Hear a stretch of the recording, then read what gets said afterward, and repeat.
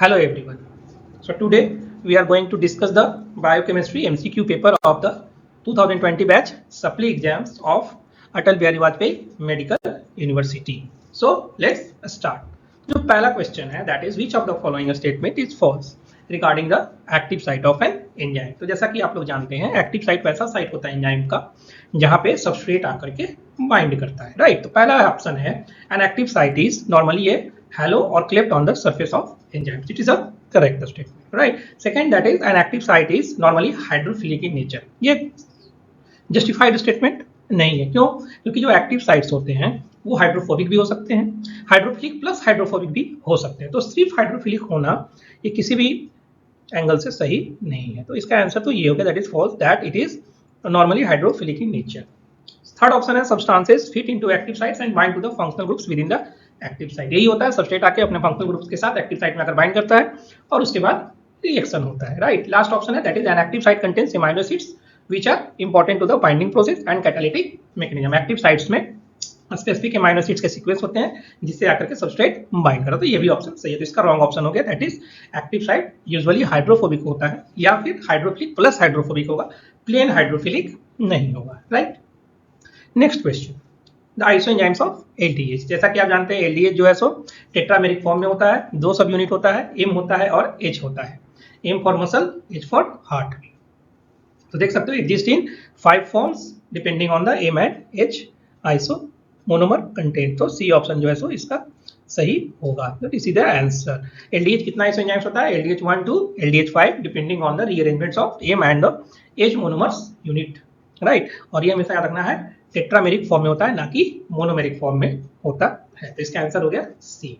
Next, which of the following molecules is involved in the feedback control of phosphorylase A. तो पहले तो ये जानना है कि फॉस्फोरिलेज ए किस पाथवे का एंजाइम है. तो जैसा कि जानते हो फॉस्फोरिलेज ए ग्लाइकोजिनोलाइसिस पाथवे का एंजाइम है. ग्लाइकोजिनोलाइसिस पाथवे जब स्टार्ट होता है तो उसमें एक प्रोडक्ट बनता है जिसका की नाम है ग्लूकोज 1 फॉस्फेट. और ये ग्लूकोज 1 फॉस्फेट जो है सो फॉस्फोरिलेज पे फीडबैक इनहिबिशन देता है. तो इसका आंसर हो गया that is glucose 1 phosphate. Next question, from which amino acids nitric oxide is generated. Simple है, अर्जिनिन से जनरेट होता है. अर्जिनिन से nitric oxide synthase enzyme act करता है और अर्जिनिन से जो है सो आपका नाइट्रिक ऑक्साइड का सिंथेसिस होता है. Next question, haemolytic anaemia is caused by. ये भी अच्छा क्वेश्चन है. From the G6PD deficiency. G6PD deficiency में क्या होता है? HMP पाथवे का बहुत ही इंपॉर्टेंट एंजाइम है. HMP पाथवे में G6PD के नहीं रहने के कारण NADPH की सिंथेसिस नहीं होगी, जिसके कारण बहुत सारा मॉलिक्यूल्स जैसे कि ग्लूटाथायोन है या और भी जो मॉलिक्यूल्स हैं जो कि रिड्यूसिंग स्टेट में नहीं रह पाएंगे. और रिड्यूसिंग स्टेट में नहीं होंगे तो ये क्या करेंगे? आरबीसी के सेल्स को डैमेज करेंगे और उसके कारण जो है सो हिमोलिसिस होगा. तो इसका आंसर हो गया that is G6PD, that is glucose 6 phosphate dehydrogenase. Next question, cause of the metabolic alkalosis except. Metabolic alkalosis करने का क्या मतलब है?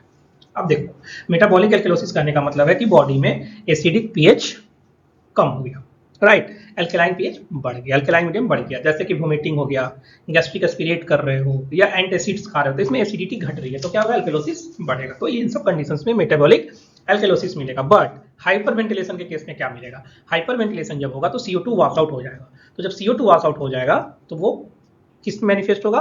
रेस्पिरेटरी एल्केलोसिस के रूप में मैनिफेस्ट होगा राइट. तो हाइपर वेंटिलेशन में मेटाबॉलिक एसिडोसिस एल्केलोसिस ना होकर के क्या होगा? Respiratory alkalosis and it is hyperventilation. Next question, maple syrup urine it is due to the everyone knows that is किसके मेटाबॉलिज्म में डिफेक्ट होने का कारण होता है? Branch chain amino acid that is leucine, isoleucine, valine. और enzyme में किसकी डिफिशियंसी होती है? तो अल्फा कीटो एसिड डिहाइड्रोजिनेज. तो इसका आंसर हो गया that is branch chain amino acid right. Dental carriage. Dental carriage किसके कारण होता है? शुगर के कारण होता है. कौन सा शुगर?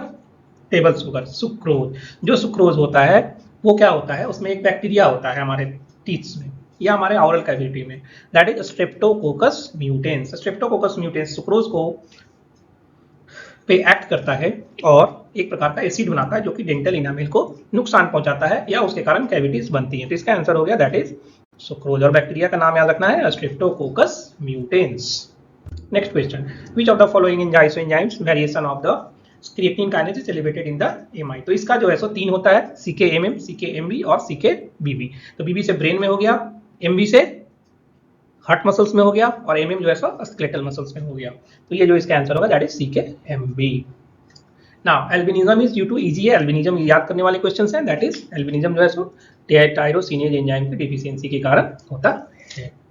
नेक्स्ट साइनोवियल फ्लूइड, जो हमारे ज्वाइंट हैं, ज्वाइंट कैप्सूल्स हैं, उसमें एक प्रकार का फ्लूइड्स होता है जो कि शॉक एब्जॉर्बेंट का काम करता है, फ्रिक्शन को बचाता है, और वो जो है सो क्या होता है ग्लाइकोसा एमाइनोग्लाइकेन्स, और उसमें जो मोस्ट कॉमन होता है दैट इज हाइलुरोनिक एसिड। तो साइनोवियल फ्लूइड्स में क्या होगा hyaluronic acids. Next question, nascent HDL. Nascent HDL में क्या होता है, नेसेंट एचडीएल जो होता है कहने का मतलब जो स्टार्टिंग में प्रोड्यूस होता है, उसके बाद वो आता है सर्कुलेशन में, और सर्कुलेशन में वो जो है सो दो एपो को लेता है, एपोलाइपोप्रोटीन्स को, that is apo C and apo E, और एपो सी के बाद वो मैच्योर एचडीएल बनता है। तो एपो सी और एपो ई को जो है सो नेसेंट एचडीएल सर्कुलेशन में एक्वायर करता है। Okay, next question, urinary urinobilinogen is absent in. Answer तो है ऑब्स्ट्रक्टिव जॉन्डिस, बट इसको थोड़ा डिटेल में देखेंगे कि यूरिनरी यूरिनोबिलिनोजेन कहाँ से प्रोड्यूस होता है।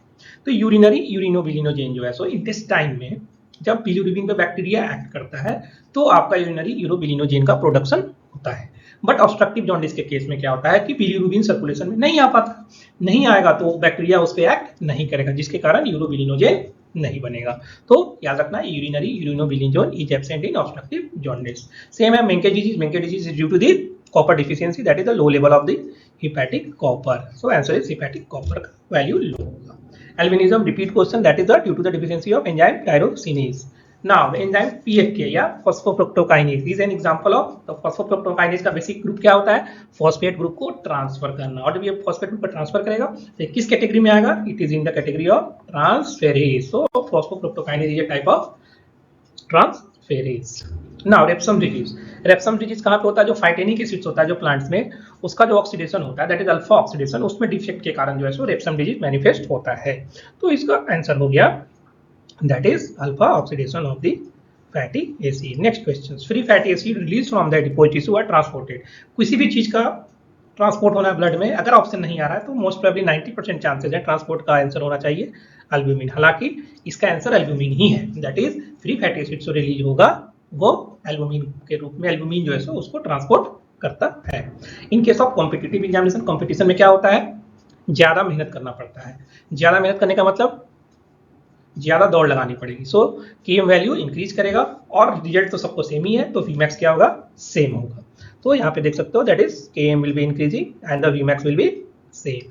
Next question, gold standard for GFR, easy question है, दैट इज इनुलिन क्लियरेंस। क्यों इनुलिन को यूज करते हैं, इनुलिन को इसलिए यूज करते हैं क्योंकि इसका ना तो रीएब्जॉर्प्शन होता है ना तो सिक्रीशन होता है। कहने मतलब 100 अगर बॉडी में दिया गया तो 100 ही यूरिन में एक्सक्रीट आउट हो जाएगा, इसीलिए हम लोग इनुलिन को हम लोग GFR निकालने के लिए यूज करते हैं।